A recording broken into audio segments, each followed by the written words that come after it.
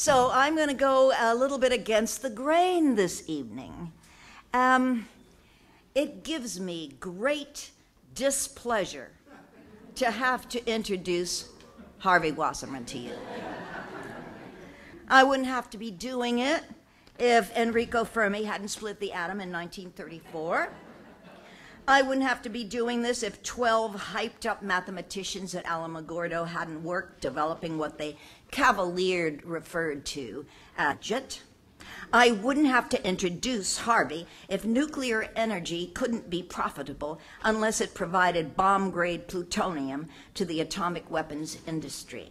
I wouldn't have to introduce Harvey if there weren't 7,315 nuclear bombs currently in the U.S. arsenal. And if, in a nod to austerity, the Pentagon wasn't planning on a bargain basement nuclear war slated for 2016 targeting Russia and possibly China. I wouldn't have to introduce Harvey if human negligence, deliberate criminality, and utter disregard for its dangers, human activity hadn't allowed more than 330,000 metric tons of nuclear waste to proliferate all over the planet with no technology in sight to sequester it from the biosphere. So here we are on August 6, 2014, the 69th anniversary of the #1 empires crossing the line in the sand and delivering the first 2 atom bombs on a civilian population. Although there were most likely more than just one smaller scale experiments conducted on its own people and in its own territories earlier, and many more would be scheduled later. So let me stop here by sharing one small ray of light with you, this quote from Howard Zinn. To be hopeful in bad times is not just foolishly romantic. It's based on the fact that human history is a history not of cruelty, but also of compassion, sacrifice, courage, and kindness. What we choose to emphasize in this complex history will determine our lives. If we see only the worst, it destroys our capacity to do something. If we remember those times and places, and there's so many, where people have behaved magnificently, this gives us the energy to act, and at least the possibility of sending this spinning top of a world in a different direction. And if we do act, in however small a way, we don't have to wait for some grand utopian future. The future is an infinite succession of presents, and to live now as we think human beings should live, in defiance of all that is bad around us, it in itself is a marvelous victory. Harvey Wasserman has lived his life and dedicated his heart and mind to the spinning top for over 40 years. Please cheer this kind, compassionate, and courageous warrior, Harvey.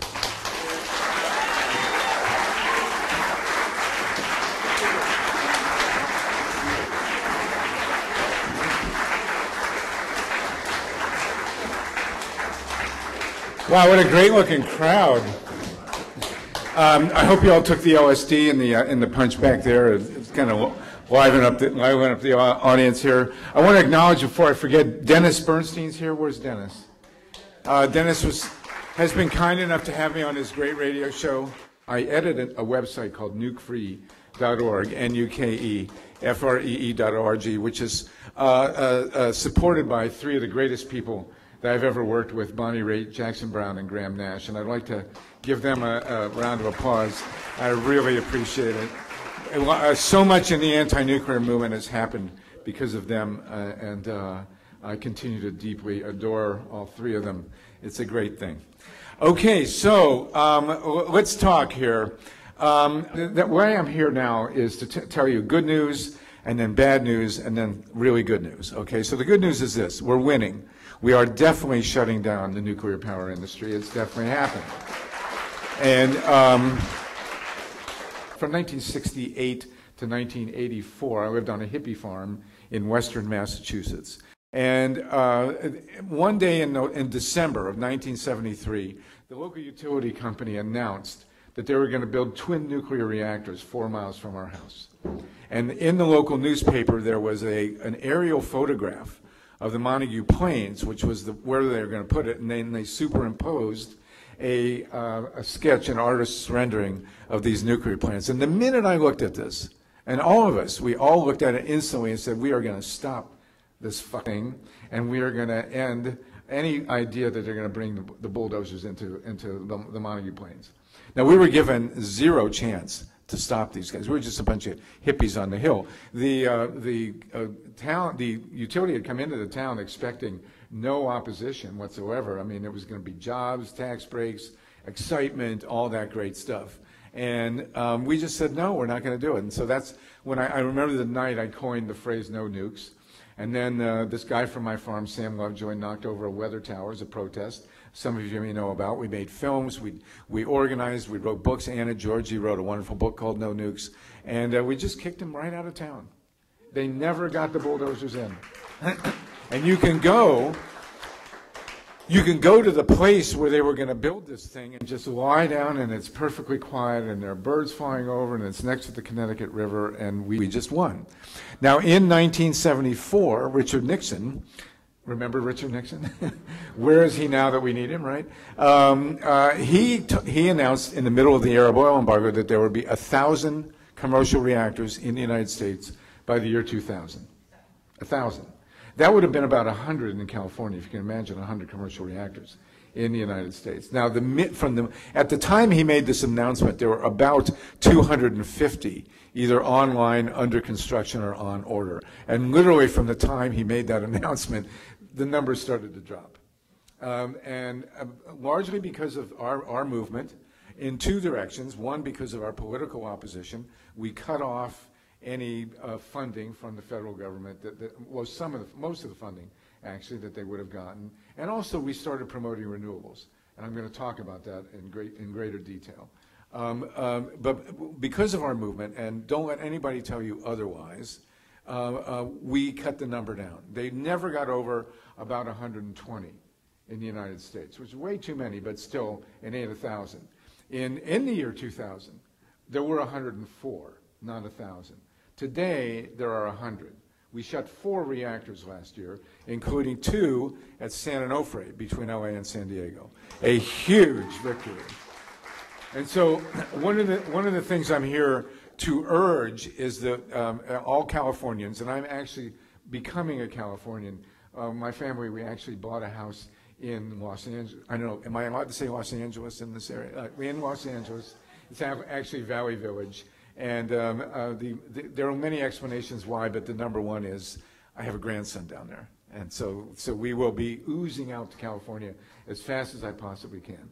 And but I will tell you, the San Onofre victory is huge. We still have Diablo Canyon. We have 2 reactors at Diablo Canyon.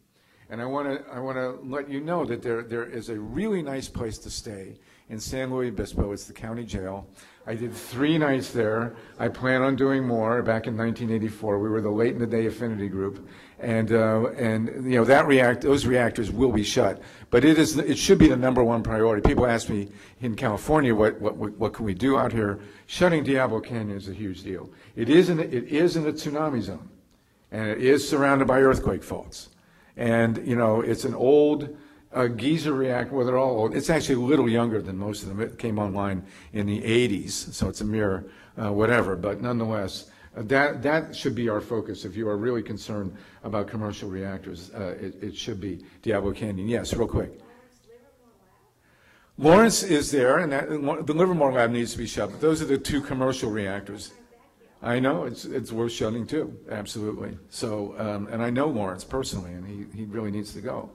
So this is what I'm going to urge, and you should understand that it's the job of an organizer to make sure that people understand that you can win. And we've been winning for more than 40 years, actually, in slowing this industry down. And I want to acknowledge one of the great heroes of our movement. I talked to Dennis about him on the radio today. A Bay Area, well, he wasn't a native, he was from Cleveland, but he lived out most of his life on Clayton Street in San Francisco, Dr. John Goffman.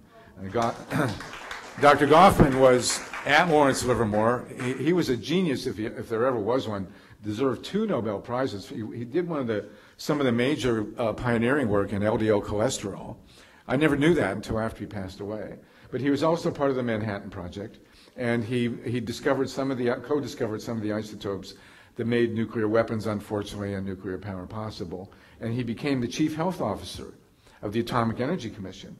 And in one of the most important acts of defiance and truthiness, I guess, as Stephen Colbert would say, in our history.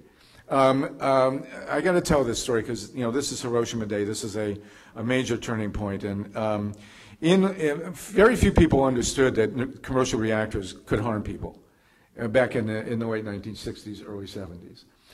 But another great hero, and this man is still alive, Dr. Ernest Sternglass, was a radiologist at the University of Pittsburgh. And he got in the mail, anonymously, records of the radiation emissions from the Shippingport commercial reactor, which was the first to open in the world, actually, in 1957. And being a radiologist, he understood, he looked at the numbers, and he realized that Shippingport, even though it didn't have an accident, was killing people. And so he wrote a book called Secret Fallout, and which was pulped, by the way. Some very strange things happened to the copies of Secret Fallout. And so when this came out, it was a big scandal, a big deal. And by the way, Ernie single-handedly, in many ways, stopped the anti-ballistic missile system.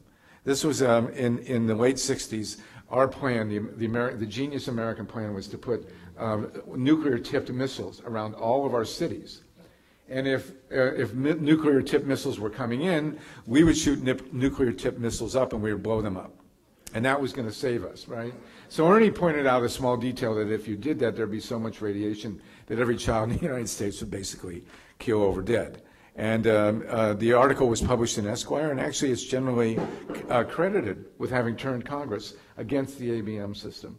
And so when Ernie came out again and said that the nuclear power plants were going to harm people, or were harming people, in the process of harming people, they assigned Dr. Goffman, who was as prestigious a scientist as there was in the world, with his tremendous credentials from the Manhattan Project and all that other stuff. He was a medical doctor as well as a nuclear chemist. The head of the chief of the safety division of the Atomic Energy Commission, they said, go deal with this guy, expecting him to exonerate the nuclear industry. To John's everlasting credit and to the importance of our movement, he came back and said, well, we've looked at this. He had a co-researcher named Arthur Tamplin from the Rand Corporation. And they basically found out that nuclear power plants without an accident and with far fewer, far smaller reactors than we have today were killing 32,000 Americans a year. Now, the AEC wanted none of this, and they basically forced him out. They couldn't fire him. He was too prestigious. But they put him in a closet, basically. They took away his staff. They took away his funding. He published a book called Poisoned Power, which was ironically published, well, not ironically, fittingly published by the Rodale Press, the organic gardening and farming people. And we read Poisoned Power on our farm. Now, when they came into our farm to build this, and John, by the way, stuck with it for the rest of his life. I mean, he was unrelenting and absolutely an essential piece of the no nukes movement. And he coined, when he was asked what he thought of the nuclear power industry, remember, this is a guy at the top of the heap. He characterized nuclear power, and I quote, as premeditated mass murder. That's what he called the commercial atomic reactor industry. Now, when they came into our town to build this reactor, these 2 reactors, unfortunately, we already had an expert on the farm about nuclear power, which was me, because I had done a report on it in 9th grade, so I knew everything about atomic reactors, and I had got it out of Our Friend the Atom by Walt Disney, so good credible source there. But then we turned to John, we turned to Ernest, we turned to other sources, and we realized that this was not going to work. That atomic energy was already a failure, was killing people, was endangering people. All you really have to know about atomic power is that they can't get private insurance. Since 1957, I'm sure I'm not telling you anything most of you don't know, if there's an accident at a commercial reactor, the owners are not liable. And this, how do you expect any safety, any public awareness, any public compliance from an industry that is not liable for what they do? And we're seeing this play out right now at Fukushima. Tokyo Electric Power Company built Fukushima. They own Fukushima. They blew up Fukushima, all 4 reactors, and they still own Fukushima. We circulated a petition. I circulated this last summer and fall, to go to the United Nations and ask the United Nations to set up a separate body to take over Fukushima and to put the experts there who could really clean this place up. And we got 150,000 signatures. Move On helped, and Roots Action and the Green Shadow Cabinet and Greenpeace and a few other organizations, 150,000 signatures. We took these signatures to the UN on November 7th last year. We have yet to get a reply. We have not heard a word from the United Nations. But the reality is that TEPCO, Tokyo Electric Power, has no liability in this situation. Not only don't they have any liability, they're making money on this. Last year, Tokyo Electric Power showed a huge profit, mostly based on government money coming in to get them, to pay them to clean up the mess they made, of which they're completely incapable. So let's talk about this. I'm going to go into the difficult phase of this talk. We'll get it out of the way, okay? And we generally I pass out Prozac and Zoloft and other things to, but you know this is hard stuff, and I'm just gonna have to tell you what's going on at Fukushima. It's not pretty, and it's very, very disturbing, but it's what we have to deal with, okay? So there were 6 reactors at Fukushima, 54 in Japan total. And the 6 reactors were very strongly opposed by the Japanese people. I was in Japan when they were building these reactors. I actually wrote an article that appeared in the Progressive magazine in 1977 about Fukushima. Not because I had great sight wisdom, but people were marching. They said, what are you doing building commercial reactors in an earthquake zone washed over by tsunamis, which is, of course, a Japanese word. And they did every imaginable idiotic thing that you could, starting with the fact that the site where Fukushima was built had an 85-foot bluff on it. And so, you know, what they did was, you know, 85 feet is a pretty decent, it's good to be above the sea level 85 feet if you got 6 commercial reactors that could be washed over by a tsunami, right? What did they do? They took down the bluff because they didn't want the expense of pumping the seawater up 85 feet. So instead of sitting on the earth and operating these reactors in the air, which still would have been better, they just brought them down to sea level. There you go, Delta floodplain 2. And then they put the backup power source in the basement. Now they built a flood wall, but there was historic data that the flood wall, the tsunami barrier was not high enough, that there had been historically tsunamis bigger than that. For this part, I'm going to put on my No Nukes t-shirt, by the way. We'll just, and then I'll finish with an even happier t-shirt than Solartopia. So, what's that? They lowered everything, yes. Not only did they lower everything, but Arnie Gunderson has been here. He spoke here recently, a great nuclear engineer from Vermont. And he pointed out that even if it had been 85 feet in the air, the intake pumps have to be at sea level anyway. It may be that the tsunami would have wiped out and the earthquake would have wiped out the intake pipes anyway, but we don't know that for sure. And the bottom line is this, that they put this thing right in harm's way. What has happened? Well, first of all, it may be that the earthquake itself caused the meltdowns anyway without the tsunami. The industry loves to hide behind this tsunami. They say, well, you're not going to have another tsunami here, here, here, and here, and so we don't have to worry about it. Well, the bottom line is that it was the earthquake. This was a 9.0. It was a 9.0, 120 kilometers away. God forbid it had been 12 kilometers away or 1.2 kilometers away. We would have had a pile of radioactive rubble. There would have been absolutely nothing that could have been done about it. And that could happen at Diablo Canyon. It could happen at Indian Point. Indian Point in New York is actually more susceptible, apparently, to an earthquake than Diablo Canyon. And also, and this is the kind of thing you rarely think about, many of our commercial reactors in this country are downriver from large dams. And these dams are susceptible to earthquake damage, among other things. We have a dam upriver from the 3 reactors at Oconee in South Carolina, which has a 65-foot crack in it.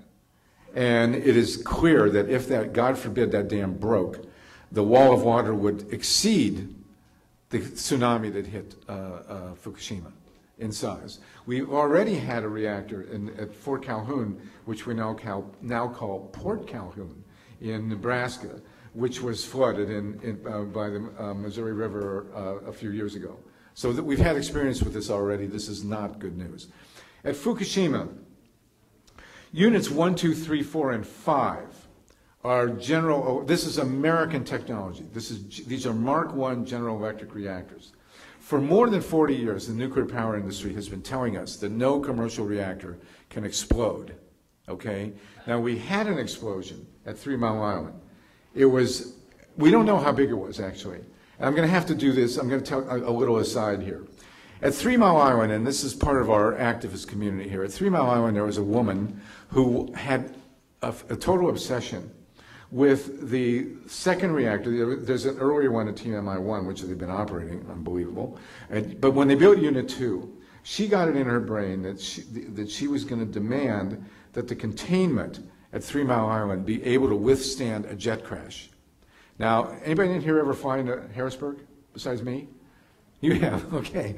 When you fly into Harrisburg, you fly right around this thing. I mean, you just fly right over the damn thing. And she fought and fought and fought, and she won. She forced them to make the TMI containment dome the strongest one in the United States. And you know what happened? When the meltdown occurred, which they denied, by the way, they denied for years there was a meltdown of fuel at 3 Mile, just flat out said, no, there was no meltdown there. Finally, they got a robotic camera in there, and half the fuel had melted. Big surprise, but nonetheless. So then when the hydrogen explosion happened, it was almost entirely contained, thank God, by the containment dome. And we don't know to this day whether or not that woman, I really should remember her name, but I don't at the moment, that woman had saved all of the northeast of the United States by forcing that containment. So don't ever think that the small deal that you're doing here or there, doesn't have an impact. God forbid that containment would have been breached by that relatively small hydrogen explosion. Can't even begin to think about it. Chernobyl, they told us when Chernobyl finally did explode, they said, well, it doesn't matter, that's a Soviet reactor, it couldn't happen in the United States. Now, let me tell you about Chernobyl. Chernobyl, they put a sarcophagus over it. That thing is falling apart. They're trying to do another sarcophagus, another containment lid on it. It's the biggest structure ever made, by human beings. They're going to try and roll it on there on railroad tracks. It's going to be happening over the next couple of years. Meanwhile, this thing is still putting out radiation. And we'll talk about the health effects in a minute. We'll do the engineering first. So then comes Fukushima. And after all these years of hearing American reactors can't explode, 4 of them exploded.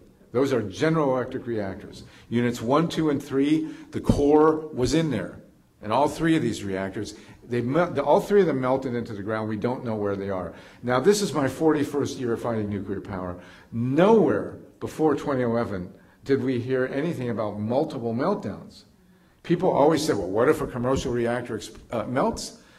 What if 3 melt, for God's sakes? They don't know where these cores are after all these years. And so what's happening is Fukushima is on the coast, and then you have the ocean, and then, as in virtually all of Japan, you have steep mountains. And of course, water pours down the steep mountains on a regular basis. So you have essentially a river running through Fukushima. It's running by these reactor cores and becoming irradiated and pouring into the Pacific Ocean at the rate of 300 tons a day, and has been doing that since 3/11/11. There's no end in sight. The latest genius move that they've made, I'm sure you've all heard about, they want to build an ice wall, right? They want to stick freezer coils into the ground and have a frozen wall between the mountains and this river, and then divert the river around the reactor core. So far, they've got it all the way down to 57 degrees, and they've created a giant radioactive slushy over there. They'll probably dump big cherry flavoring on it and just have a party. I mean, it's ridiculous. It's never going to work.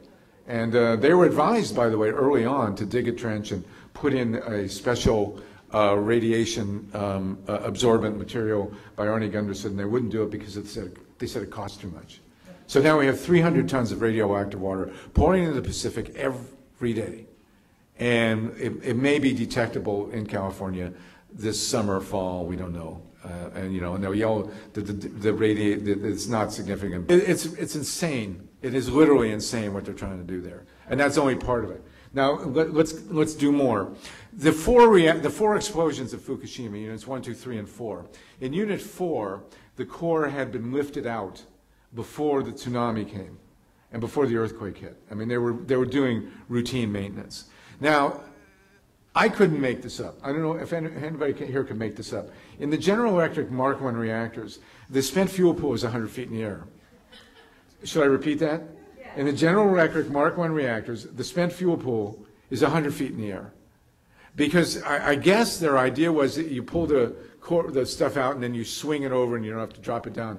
I can't even begin to think what the way these guys were thinking and what they were thinking about. But the reality is now you have a whole reactor core at Unit 4 up in the air. And we believe that at some point the fuel rods were exposed to air. Now, let's compound this. The reality is that in all commercial reactors, I assume all of them, the fuel rods, you know, the enriched uranium are contained in zirconium alloy. There are various reasons for this. But zirconium alloy, for God's sakes, when it's exposed to air, will catch fire. And if you remember those flash cubes, that was zirconium. In the cameras there, it not only catches fire, it burns really hot and really bright and really quickly. It takes virtually nothing to ignite this stuff. And this is what's surrounding these incredibly reactive fuel rods. Now, in Unit 4, they set out, they have to get these down. They have to get these out of the air. So, and we believe that they did lose coolant. At one point, it's disputed. But the fact is that they've been pulling these rods out, and now they say they're taking a 3-month break. Now, we think that they can't get them out. We think that it would stand to reason that some of them have warped and have expanded, and that there's debris in the pool. We don't know. We can't find out at this point in time. It's not a happy picture. And then units 1, 2, and 3 are also going to have, those spent fuel pools are also going to have to be emptied. God forbid they should lose coolant to one of those fuel rods. There's actually more radiation in the fuel pools than there is in the cores themselves. Okay, so that's the situation there. In the interim, the amounts of radiation that have been released at Fukushima are enormous. You know, we're hearing all sorts of denial, but the people who are honest and into this over there say that there's been about 30 times more cesium released by Fukushima than was released at Hiroshima. So this is an apocalyptic scale event. We don't know where this stuff went, but I will tell you two things. First of all, in 1956, one of the great heroes, one of my great heroes, and I was lucky enough to meet her once, Dr. Alice Stewart, was a British doctor, a British MD, and she undertook quite innocently to do a study of the childhood leukemia rates among British children. And she had a whole laundry list of possible factors that she checked out in an epidemiological manner, and one of the factors was X-raying pregnant women, X-raying women while they're pregnant. And that's the one that jumped out. And she realized in 1956 that there's essentially no safe dose of radiation, certainly not for a human fetus or an embryo, because if a single X-ray to a pregnant mother can double the childhood leukemia rate, you know, what are we talking about? Now, of course, she was... Yes, and he did the same. Dr. Goffman warned about mammograms as well. He wrote a book about it, said that way more cancer would be caused by doing mammograms with X-ray than would be prevented. So we have known since the 1950s that there's no safe dose of radiation. Why is there no safe dose of radiation? Well, there are many reasons. First of all, everybody's biologically different, but you can never find a safe dose of radiation where an embryo or a fetus will not be harmed. It is absolutely, it will never happen. And so all these guys out there talking about safe doses and linear and all this other stuff, it's nonsense. And so at Fukushima, the radiation releases have been horrific. And there's really no way to know two things. We don't know exactly three things. We don't know exactly how much went out. We don't know exactly what its composition is, what the different isotopes are. We have a rough idea. And we don't know where it went. And we don't know, of course, who has been impacted. Now, I have had, unfortunately, direct experience with this at 3 Mile Island. At 3 Mile Island, the utility company proudly announced that the amount of radiation released at 3 Mile Island was for everybody in central Pennsylvania the equivalent of a single X-ray, as if this was a good thing. Of course, they never talked about Dr. Stewart's findings about how many pregnant women got this X-ray. But the fact is, it's utter nonsense. Radiation coming out of nuclear plants is random. It comes out down in clumps. We saw in central Pennsylvania, we saw whole neighborhoods where every house had cancer. I mean, every house.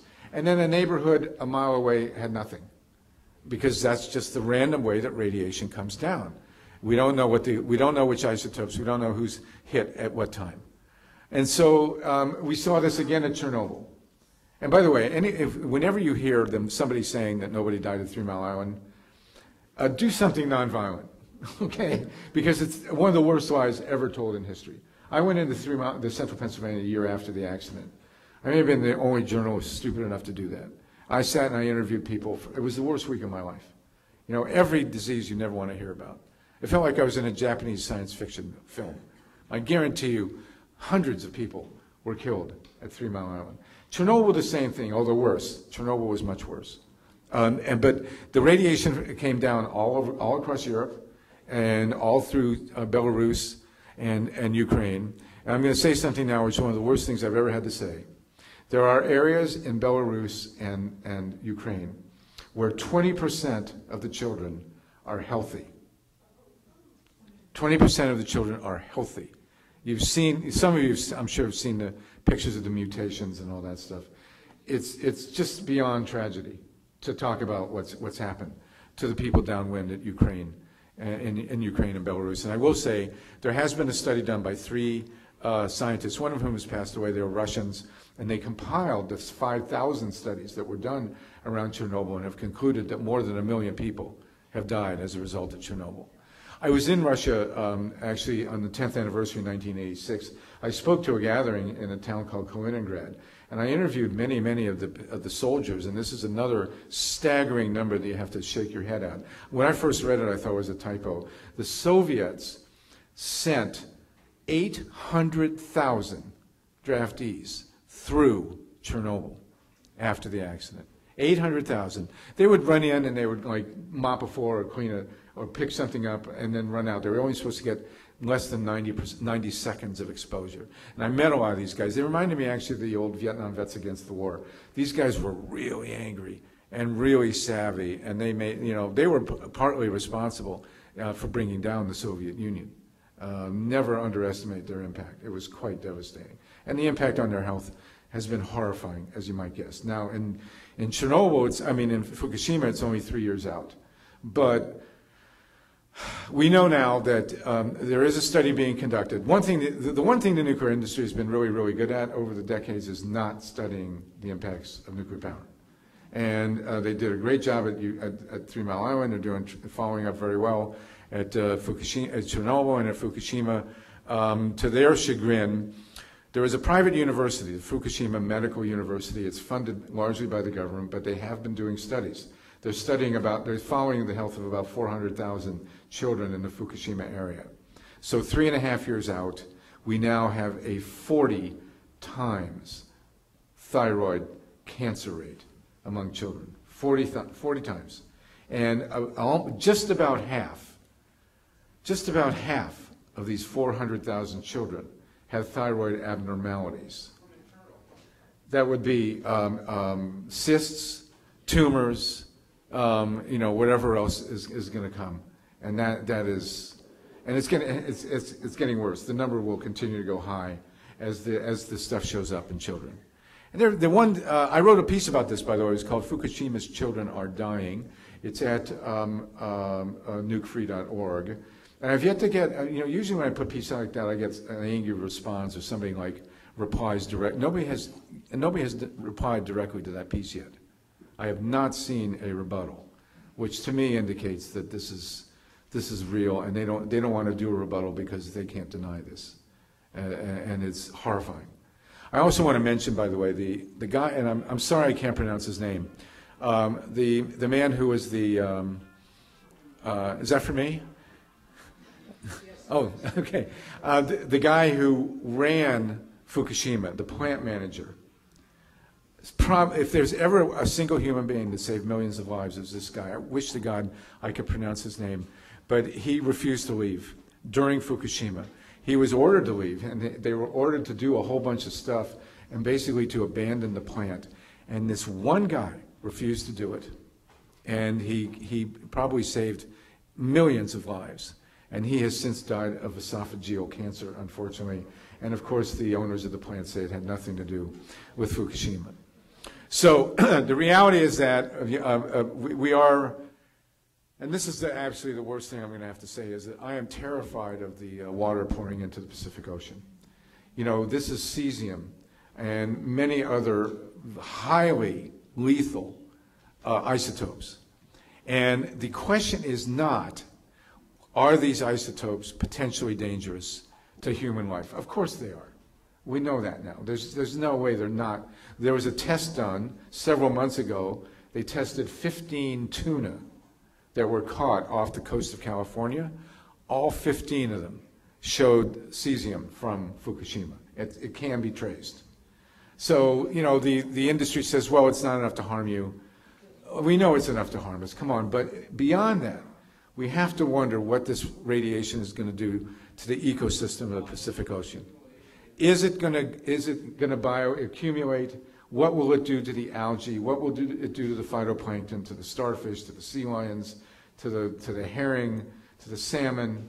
This is an apocalyptic consideration, and I don't have an answer for it. People ask me, if I had a single ambition in life, it would be to go to the beach with my grandson. But can we go to the beach and be 100% secure? No, I don't think we can now. And that's the reality of the situation. We're going to have to monitor it very closely.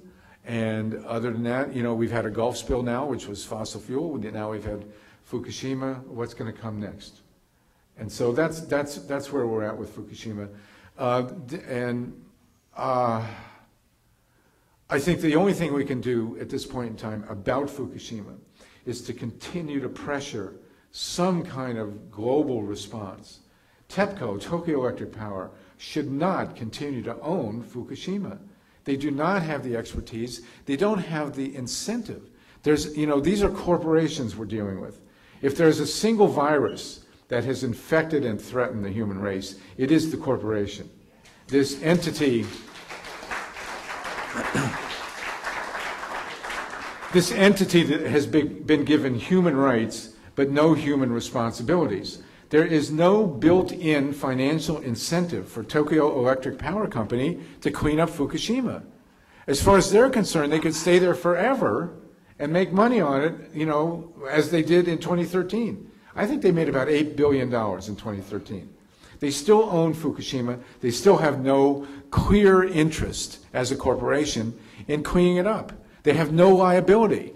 They have no damages they'll have to pay to the people downwind who are harmed. That's not sustainable. And it's true of all the reactors in the world. And so that, more than anything, is what we really have to change. I believe we can change it. Why? Because our survival is at stake. If there's one thing that is more powerful than the profit motive, it's the survival instinct. And let's face it, we are up against it now. There's no doubt about it with Fukushima, after we've seen at Chernobyl, what we saw, a taste at 3 Mile Island. What else do we need to know? What more can go wrong? So, okay, so that's the hard news. That's the real. So all of you, I hope you're not depressed. I don't know how I continue to do this every day, but I have hope, because we're informed now. We know what to do. Okay, so the good news, there is actually good news from Fukushima. One piece of good news, which is a big deal. As I mentioned, when Fukushima blew up, there were 54 commercial reactors licensed to operate in Japan. Does anybody know how many commercial reactors are now operating in Japan? 0. None, not one. No, they haven't reopened. Not. They've been licensed, but they haven't reopened. It is the biggest single mass shutdown of commercial reactors in the history of the world. There were about, we need more of that. There were about 440, roughly, commercial reactors worldwide on 3/11/2011. There are now around 360, 70, 80, something like that. And so we did do that. The other thing is, and one other thing, by the way, I got to mention this. MOX fuel, MOX fuel, contains plutonium. There's a whole big deal about it. The industry wants to do it. They make money on it. It's nonsense. And it makes the fuel way more dangerous. And our people, Nuclear Information Resource Service, Beyond Nuclear, the anti-nuclear movement, Eileen Miyako-Smith in Japan, fought like hell against this MOX fuel in Unit 3 at Fukushima. And they prevented, thank God, they prevented most of the MOX fuel from going in there. Now, you look at the photographs, and we do have photographs of all 4 explosions. The one at Unit 3 looks dangerously like a nuclear detonation. It is possible that we had fission at Unit 3 in Fukushima, as we may have had fission also at Chernobyl. And had there been more plutonium fuel in there, God knows what would have happened.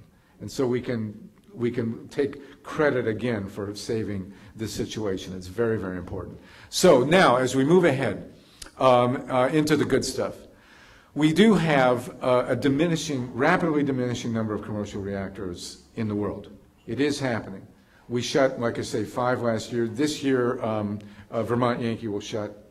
There's no doubt about it. And all the reactors in the United States are old, and they are losing their competitiveness. The Mark I's, there's 23 General Electric reactors. There's a lot of old Westinghouse reactors. We have reached the tipping point. We actually reached it in 2011, where wind and solar are cheaper than operating nuclear plants. Now that's a huge deal. It means you now can do, yes, you now can put in solar panels and put nuclear power plants, existing nuclear power plants, fully amortized nuclear power plants, out of business. There was a very obscure but a very key reactor that went down. It's called Kewaunee, K-E-W-A-U-N-E-E, in Wisconsin. And Kewaunee had not much really of an opposition. There weren't a lot of people. It's way up near Green Bay, where I own part of the football team, by the way. There you go. You know what I'm talking. Okay, and they didn't have any major structural problems. Didn't have a steam generator trade out or other things going on. But it was just old, and it was no longer efficient, and they shut it. They couldn't get anybody to buy it, and the industry, the owners just shut it. We have dozens of reactors on the brink of that now, all across the United States. The big fight, and this is killer, is that, especially in Illinois, you know, Obama's from Illinois, and he was with Commonwealth Edison, which turned into Exelon. If anybody can tell me why so many utilities names sound like laxatives, I'd really like to know that. So this is Exelon, and they have a dozen reactors, and this is Obama's roots. And they are now going, talk about chutzpah, they're going into the Illinois legislature and they're saying, we need money to continue to operate these fully amortized reactors because they fight global warming. Now, we may lose a couple of those battles. You know, Nebraska, Texas, maybe a few other states will lose, and they'll get some subsidies for a while. But Massachusetts, other states, we should win. It may even come up here. Diablo is not quite at that state yet, but it may even come up in California, where they start to ask for subsidies to operate these reactors. And so, but if we can keep them from getting them, they will shut. Now, the other good thing that came from Fukushima, it's hard to say that, good thing coming from Fukushima, is Germany. There's been for many years a very powerful anti-nuclear movement and a pro-green movement in Germany. A lot of strength. And they actually forced, a number of years ago, a national decision to phase out all their nuclear plants. But then, politics being what there is, the center-right government came in for other reasons, and they stalled. It stalled. But the anti-nuclear movement, the way it happened in 2011, called for a giant national rally to force, finally, these reactors shut. There are 19 in Germany. And in between the calling of the rally and the rally itself, Fukushima happened. Now, Angela Merkel, the Prime Minister of Germany, is actually a chemist. And she, after Fukushima, said, we can't do this anymore, and she basically went along. And so Germany is now in the process of shutting all of its 19 reactors. 8 went down almost immediately after Fukushima. You have to remember, by the way, that Germany got heavily dosed by Chernobyl. It's a huge amount of radiation. They were not happy about it, and that's one of the reasons they got as far as they did. And so Germany shut the 8, and they're phasing out the other 11 by 2022. Well, I think it's going to go faster. But what's really happening now in Germany, and I'm sure many of you know this, is there is a huge, very conscious, very powerful transition, national transition, being made to renewable energy, primarily solar and wind. This decision had to be agreed to by the major corporations in Germany. While most people were concerned, of course, about the health and all that stuff, the corporations think about profit, and the corporations came, in Germany, Siemens most importantly, came to the conclusion that they could go with wind and solar and make more money. It's called Energiewende. I'm sure I butchered that. Anybody in Germany who speaks German can correct me. But the reality is that it is hugely successful. Now, when we first started fighting nukes back in the 70s, people would say to us, well, you want to stop nukes, what are you going to do? What are you going to do for the power? And we'd say, solar, wind. We had no idea what we were talking about. But there was, thankfully, a Toward Tomorrow fair that was held in Amherst, Massachusetts in 1975. And there are 2 guys there, very important. One was named William Hieronymus. William Hieronymus, who's since passed away, had this vision of these huge windmills offshore. And everybody laughed at him like he was Gyro Gearloose. They were going to be 5-megawatt windmills, and he had the drawings and the whole deal, and they poo-pooed him. They're happening now. General Electric is making 5-megawatt windmills to go offshore. And the big breakthrough appears to be, one of the major costs on offshore windmills is getting the post into the ground, right? You got to go through all that water, but his vision had them floating. They were anchored to this ocean, but not with chains, not with posts. And if they can do that, you know, it's going to take off. The other guy at the conference of great importance was this little guy named Amory Lovins. Anybody heard of Amory Lovins? Amory Lovins is the great guru genius of renewable energy. And I love him dearly. I've known him since '75. And he made all sorts of crazy predictions. Like he said somewhere in the 90s or early 2000s, there'll be hybrid cars. Who could imagine that in 1975? Hybrid cars, can you believe that? And then, you know, all this other stuff, and basically he goes around, and if you're interested, I really highly recommend Rocky Mountain Institute, rmi.org. You know, and everything Amory says is 100% true. He is totally reliable. And he built a house in Snowmass, Colorado, where it's really cold outside of Aspen, and it has no heating unit. It's just totally solar heated. He has banana trees in his living room, this guy. So back then we had a vision I actually came up with a name for it in 2005, Solartopia, a totally green-powered Earth. We talked about it in '75. It was actually coming on in '76, '77, '78 when Carter came in. Carter had his faults, but he did have a vision of green power, and he did set up the National Renewable Energy Lab. And then the apocalypse occurred, named Ronald Reagan. And anybody want to doubt the damage done by Ronald Reagan, I can tell you that he set us back a good 20, 25 years on renewable energy. There's absolutely no doubt about it. You know, ripping the solar panels off the roof of the White House was the least of what Ronald Reagan did, as did George Duke Machen here in California. It's horrifying what they did. But luckily for us, and it's hard for many Americans to understand this, there are other countries in the world. And the technology was picked up by Denmark and Danish, and the Japanese did a lot of solar, the Israelis did a lot of solar, and then the Germans, although the Germans basically took over Denmark's technology. And so where we had, with Jerry Brown, 17,500 windmills in California in the early 1980s, Duke Majan just killed it. And he put it into dormancy, let's put it that way. I knew Jerry Brown back then, by the way. I haven't seen him since. I have this vision of walking up to Jerry Brown and saying, Jerry, last I saw you were governor of California. What are you doing now?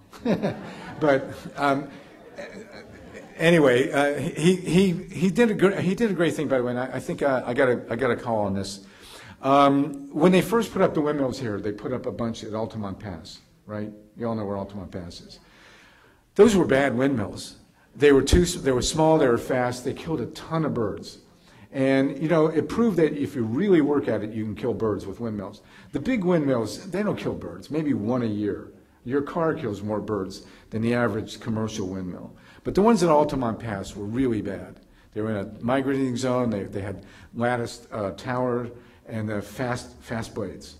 And so then the opponents of wind power would take the numbers of birds killed at Altamont Pass and spread that out over all the windmills in the world and prove that windmills would kill every bird on Earth. And they could do that at Altamont. So when Jerry came back in, to his credit, he got those windmills down. He got them down, and they are putting up better windmills out there. So it proves that not everything we do that's green is 100%. We have to be careful about this. There are windmills that should not go up. There are people who can live next to a windmill and do very badly on their health. It's not for everybody, but we're having that experience in some cases. You shouldn't be that close. There are other caveats about wind. I haven't seen any about photovoltaic cells yet. I will tell you right now, the photovoltaic cells, PV, the panels that convert sunlight to electricity, will be the biggest industry in the history of the world. Absolutely. There will be photovoltaic cells on every structure on this planet. There will be photovoltaic cells on every automobile, every vehicle, every device, every computer. Everything will have photovoltaic cells. Maybe even our false teeth. Well, that would be a good one. So, but, it will be there, and it's on its way. We had some interesting dips, capitalism being what it is.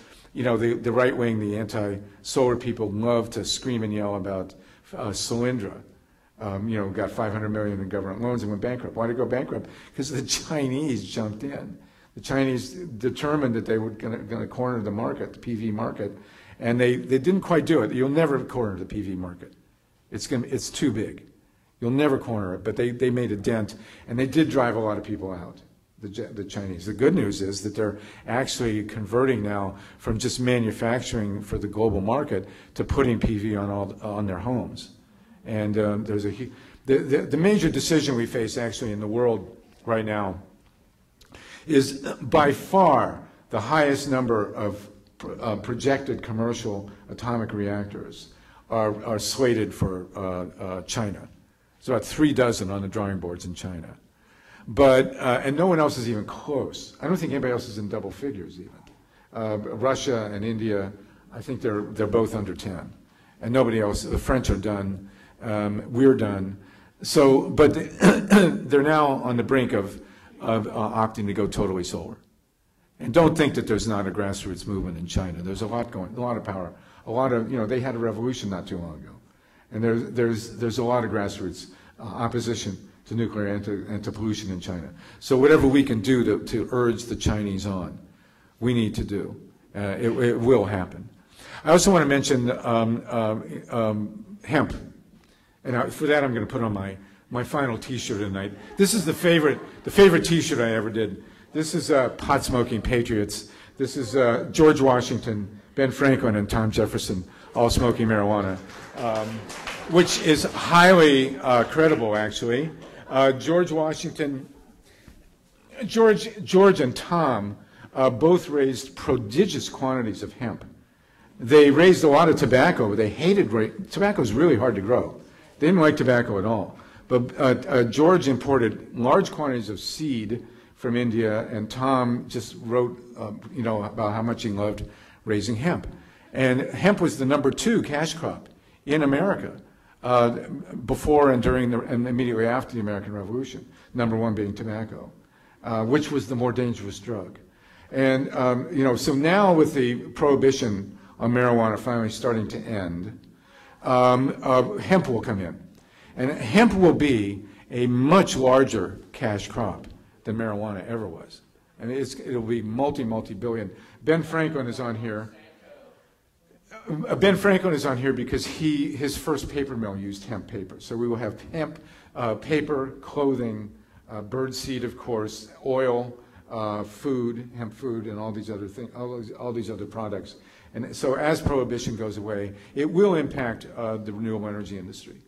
We also will have biofuels. Let me talk about biofuels very quickly, and I'm going to wind down here after we get through Solartopia. Biofuels are an extremely important part of the renewable energy mix, but we cannot make biofuels from corn and soy. It makes no sense whatsoever. We cannot use food crops to make fuel. We can't have people competing with hunger against automobiles. And plus, they're lousy sources of ethanol anyway. Corn is bad for ethanol, and soy is a little better for diesel fuel, but we need to use hemp oil and other forms, other crops. But biodiesel, biofuel will be very important. We will also have wave energy. And wave energy is one of my favorite. They basically take a giant metal sausage and they have it split in the middle, and they go up and down, and it squishes water and creates energy. We also have essentially underwater windmills. There's one off in Norway, and it's way more powerful than wind-driven windmills. Wind is, irregular, and it's water and currents are way more powerful and way more reliable. And if we can solve the problem of corrosion from salt, those will be very big. You'll have them off the coast. We'll have them off the coast here. We also have ocean thermal. We have geothermal. And mass transit. God willing, we'll finally get some mass transit in this country, and increased efficiency, conservation, things like that. LED lighting. LED lighting is a huge deal. I have a friend who's in the business of LED. He calls it "Let's eat dinner." It will drastically drop our energy use. So to conclude with that part of it, we are on the brink of what I consider the most important technological revolution in human history, which is the conversion from King Kong, coal, oil, nukes, and gas, to Solartopia, a totally green-powered Earth. We have the technology. If we could, and it's economical, by the way, and that's the turning point that we face now, that we welcome now. All these technologies, which were once pie in the sky and which were considered too expensive, are now cheaper. They're cheaper than coal. They're cheaper than oil, for God's sakes, and they're cheaper than nukes. The only thing competing with renewables now is fracked gas, and fracked gas is a nightmare, as I don't have to tell you all. But we have to remember, and this is something we got to watch, I'm assuming you're all organizers in one way or another, that the industry, the nuclear industry, always tells us that if we shut down nuclear plants, we're going to burn more fossil fuels, and therefore have a problem with global warming. That is absolutely not the case. The choice has never been between fossil fuels and nuclear power. The choice is between fossil nuclear power over here and renewable energy over here. And I just want to conclude by saying, as we go to Solartopia, as we go to a green-powered Earth, and as we win this, and we are winning it, it's nice to know, by the way, and when I gave the speech in Russia on the 10th anniversary of Chernobyl, there was a military contingent there. And we are used to, of course, whenever Greenpeace and the rest of it, when we go speak in public, if there's soldiers around, we're ready to duck and cover, right? These guys gave our rally a 21-gun salute because they were influenced by the poor guys who had gone through Chernobyl. Now I'm in the position of telling you that perhaps our #1 ally in the conversion to Solartopian technology is Wall Street. Because, thank you. Because you know, there is a faction in Wall Street that's invested in fossil and nuclear fuels, but it is shrinking radically. The big money is going into renewables. Look at Elon Musk, for God's sakes. You know, in 1 week, he went from being flat out bankrupt to getting his government loan for a space project and for getting the money he needed for the Tesla, which is an amazing car. You know, I hate cars, but I would love to have a Tesla. 0 to 60 in 4 seconds, for God's sakes. And let me tell, since I got to talk about that one real quickly. I live in Ohio. I know that sounds incongruous, but they are fighting in Ohio. I love it. These guys are such free market advocates. You know, they fight for the free market year after year after year until there's actual competition. And so the Tesla has come into Ohio, and he wants to sell Tesla cars. And General Motors and the other guys are saying he can't come into Ohio because he's not offering service. I mean, they have gotten the Ohio legislature to ban selling Tesla cars in Ohio under certain circumstances because he refuses to open up, you know, dealerships that will offer service. What's the hidden reality? Electric cars don't need service. They don't have to change the damn oil. You don't change the spark plugs. You don't worry about a dozen different things on an electric car that you have to worry about on an internal combustion car. It is a complete revolution in automotive transportation, and they can't handle it. So, and I'm thanking Elon Musk for giving away his patents, by the way. It's a great thing he did. And there was one other guy who did it. Anybody know? It was Ben Franklin. When Ben Franklin invented the lightning rod, he said, "Oh, I got enough money. I'll give away the patents." Can you imagine the Koch brothers doing that, or Sheldon Adelson? So the bottom line is this: we are on the brink now. And in my world, I live my life every day praying that we get to Solartopia before the next meltdown. It is a race. You know, we have clearly demonstrated a dream of 40 years ago, 1975 or thereabouts, where we said we don't need nuclear power, we can go to renewables. And we were kind of shouting into the wind, but the wind has actually blown in our direction now. We have the technology. The money is on our side, amazing enough. You look at the employment statistics now for the solar industry versus coal, way more people work in solar power than in the coal industry. You know, here's guys defending mountaintop removal for jobs. There's no jobs in coal anymore. There's no jobs in oil anymore. They're fracking, it's tiny employment considerations. The jobs are in renewables, and it's not in the future, it's in the present. It's here. I just want them to be union jobs. And so as we move to Solartopia, let's move to good paying jobs. Let's move to you know, a social justice situation, which is so much a part of this whole tradition here, this meeting house and this wonderful group of people. And just take heart in all the progress we've made, and remember that our survival is at stake here, as well as our economy, and let's move it. So thank you very much. Thank you. Thank you. Thank you.